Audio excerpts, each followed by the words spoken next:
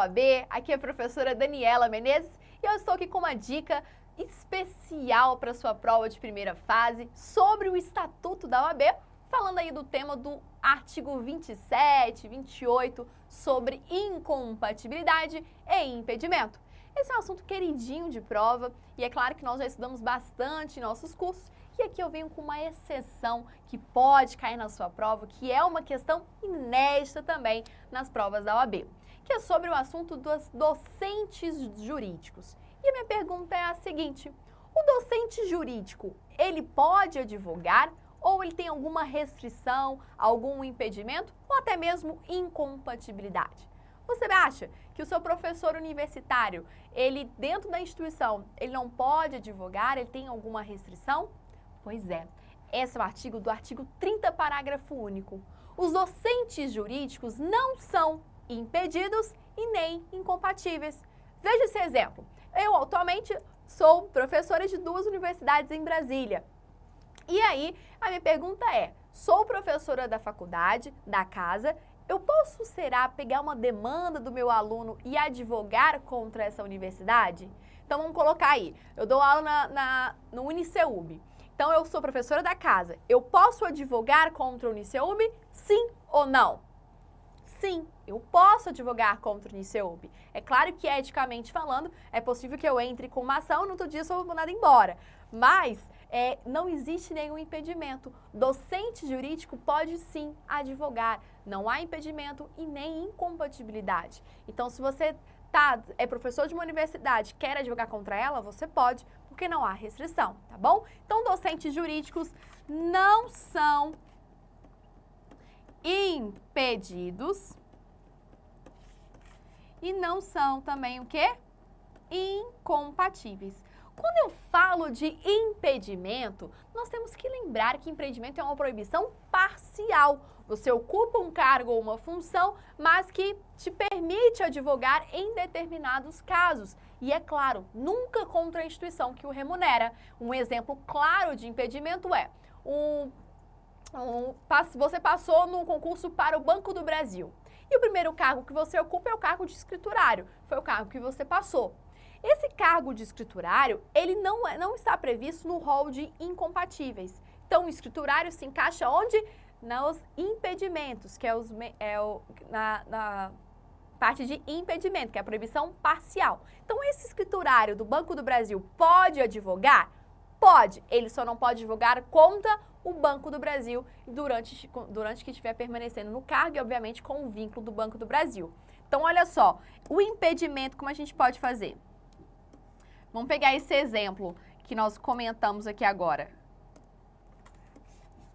do escriturário. Então, o escriturário passou aqui do escriturário do Banco do Brasil, certo? Ele pode advogar? Ele pode advogar, mas ele está enquadrado no rol de impedimento. Ele pode advogar contra o Banco do Brasil? Não, enquanto estiver na ativa. Perfeito? Então, maravilha. E a incompatibilidade, professora?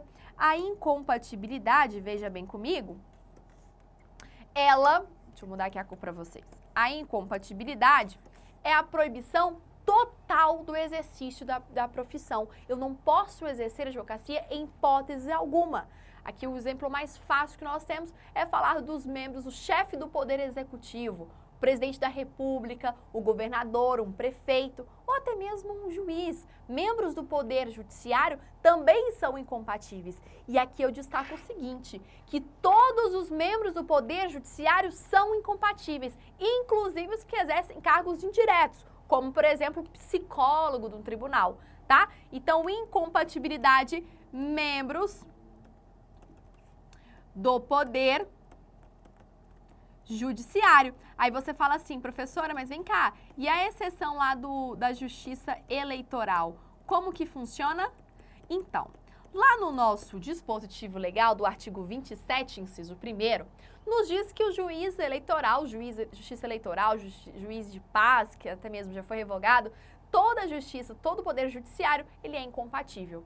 Aqui a exceção que nós temos é na doutrina e na própria prática e jurisprudência, que os membros da justiça eleitoral que ingressaram o tribunal mediante o 5º constitucional pela advocacia não são incompatíveis. Então, a Luciana Losso, hoje, ministra do TSE, ela é advogada e entrou pelo 5º Constitucional. Então, ela não é incompatível. Aqui, eu estou falando da Justiça Eleitoral dos membros de carreira. Se você fez um concurso público, passou para a magistratura e aí você assumiu, foi crescendo para desembargador e chegou a um ministro de um tribunal, você está sendo de carreira, então há a incompatibilidade. Agora, se o ingresso foi pelo 5º Constitucional e pela advocacia, não há que se falar em incompatibilidade, tá bom? Então, Justiça Eleitoral, você vai puxar aqui, ó, se for o ingresso pela advocacia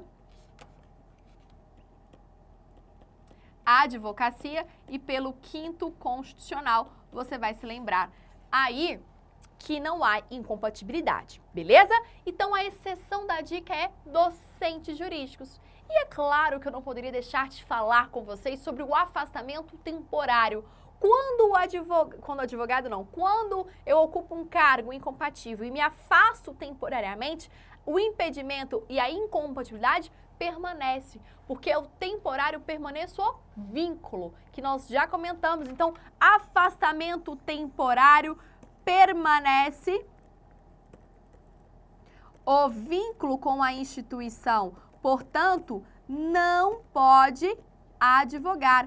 Agora, se ao contrário de um afastamento temporário houvesse um afastamento aqui definitivo, o que nós temos? O afastamento definitivo permite o quê?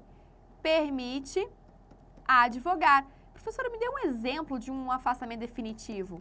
Exoneração, aposentadoria. E um temporário? Temporário, licença capacitação, licença profissional. Isso aí que configura o caráter temporário desse afastamento. Tudo bem, amigos?